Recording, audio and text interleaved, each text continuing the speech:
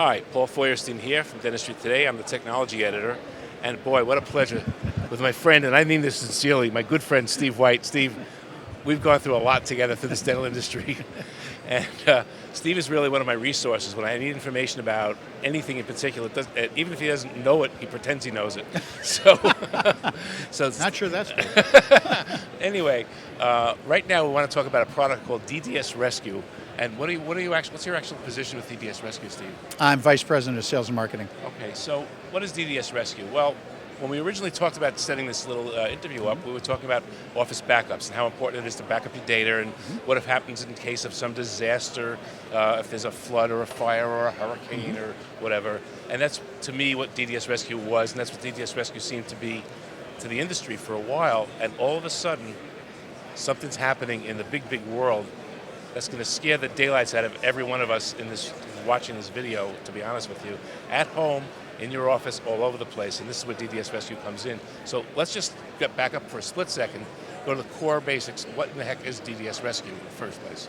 Well, and you're absolutely correct. When we originally started talking and we originally developed the DDS Rescue system, it was due to a problem with backups and not being valid, not being usable, and allow an office to recover quickly from when a hardware would fail. The server would actually break down. And we still do that. We still do that with the same percentages every single day.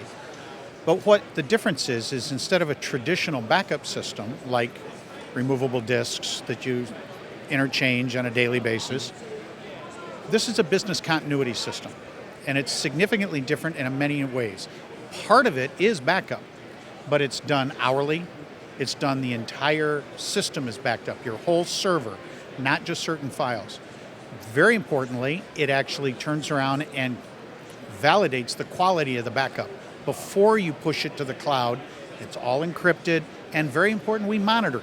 And you say encrypted, this is all HIPAA compliant, et cetera, Absolutely, et cetera. absolutely. It's encrypted at or above the limits and the levels that the government says if there is a breach, it's not a reportable event because the cyber criminals can't get to it because it's encrypted at the correct levels. If someone walked away with the server, for example. Walk away with the server, it's a non-event. One of the issues I've always seen when I talk to people about backups is they say, I back up every night, I back up all my data.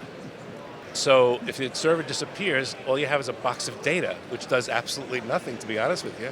So what's the difference between just a data backup and the full backup that you're talking about? Well, when you look at what it takes to run a dental office, you look at the server, you'll have on average now about 100 gigabytes worth of information, single practitioner, 2 hygienists. Within that are all the data, which usually is less than 10 gigabytes of the 100 gigabytes. You've got all the images, which is a significant portion of it, which you need to run your day. You've got your QuickBooks or your accounting files. You've got all of your communications, everything that it takes to run that business, other than just the data itself. And the programs that run everything. Absolutely. The core programs. Absolutely. If I had just got my data back, I'd have to reinstall EagleSoft or SoftDent or whatever the product would be. Yep. And then start from scratch. Whereas this is the word image? Say again? Is the word image? An image of the hard drive? It actually takes an actual image of the entire hard drive, including all the security codes, pathways, IP addresses, all of the programs, every hour. So anyway, so the backup is robust, and we have great stories and sad stories of offices that were devastated through theft, fire, hurricanes. We have some great stories about, I think, offices in New Jersey during the big floods and everything like that. I should say great stories, where the office was obliterated, and yet the doctor had access to his appointment book, for example, and could contact patients and say, we're closed. Yeah, we're talking about the discussion with Marty. Yeah. Yeah, and during that flood, one of our mutual friends' office was to the point about couldn't be used, but because of the way we deal with it in the cloud, we virtualized his entire server, and he had access to it from his home computer immediately. So he had all of his programs, including his appointment books, his insurance, everything. Yeah, nothing was lost. It was immediately available to him. And in the interim, and this may not be that specific instance, if my server was gone, I could actually use your system server cloud to run my practice virtually, right? Well, that's exactly one of the main purposes of it. With the business continuity, it's all about keeping the office running no matter what happens. If the server goes down within an average of 18 minutes. In fact, we guarantee 30 minutes or less. We'll have the office back up and running on the DDS Rescue unit with all the files, all the information, or we send you a check for $1,000. Wow, that's a guarantee. Well, so that's one kind of a disaster. Right. But we are now in the big world facing a very, very different disaster. You've heard about all the breaches of security from Target to banks, and so you say, well, who would want my stuff? I mean, that's a bank. Guess what we have? What do we have in our office? We have social security numbers, we have addresses, we have personal information about people. Someone would love to have that stuff. Yeah, and that came to light with one of our customers almost a year and a half ago. The first Saturday of the year of 2015, one of our customers got robbed. Simply, the only thing they took was the server. What we have lived through and what we have learned as a result of that, due to the data breach, and as the police have reported, it was for identity theft. They took nothing else other than the server. They knew where it was. They knew what they were doing. And the fact that there was, as you said, all these social security numbers and date of birth, on the black market, a list of 100 is worth $1,000. And what about the fines? Well, oddly enough, that the cost that's going on, in this case, for example, there have been no HIPAA fines, but the expense of the consultants and of the buying of the identity protection, of the loss of patients because you've had to report to them their data has been breached, has been damning to say the least. Now, on top of that, there are ways to now protect that. There's ways to absolutely eliminate it. So if somebody has a theft, which is the number one reason for a data breach today, is the theft of a device, more than anything else combined.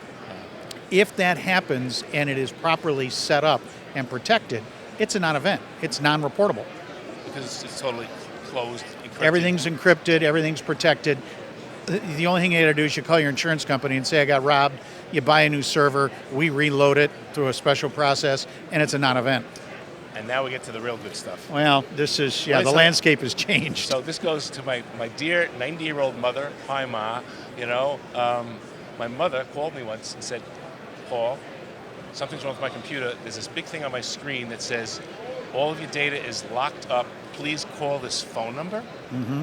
And this is something called ransomware. And not only did it happen to my mother, it happened to the local police department in Massachusetts where I am. It's happened to people all over the place.